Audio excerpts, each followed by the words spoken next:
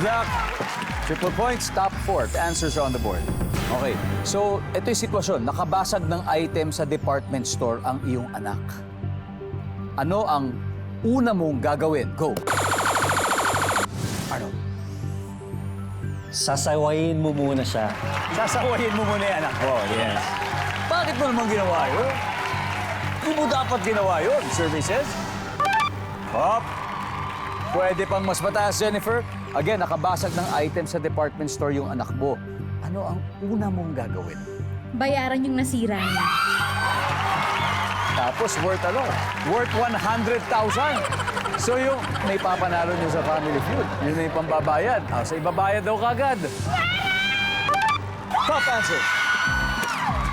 Jennifer, pass or play? Play! Let's go, play the final round. Ito na, ito na. Andrea. So, nakabasag ng item sa department store yung anak mo. Anong una mong gagawin? Hihingi ng tawad.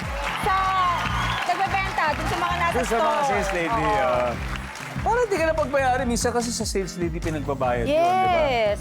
Hihingi ng tawad. Oh.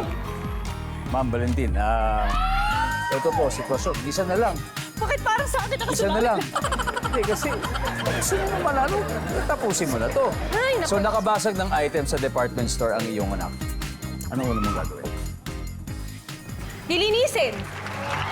Pwede. Kasi kalat. Makalat eh, di ba? Ano yun? Ay, nakabasa. Lalo na parang vase or something, di ba? Yung mga babasagin na mamahalin na babasagin. Agree ba kayo? Parang tama yung sagot, ha? Parang... For the win, nandyan ba yan? Survey!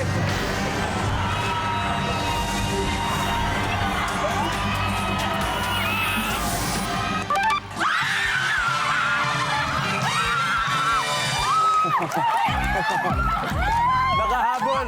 Anyway, ang ating final score, Team Carol, 384 points.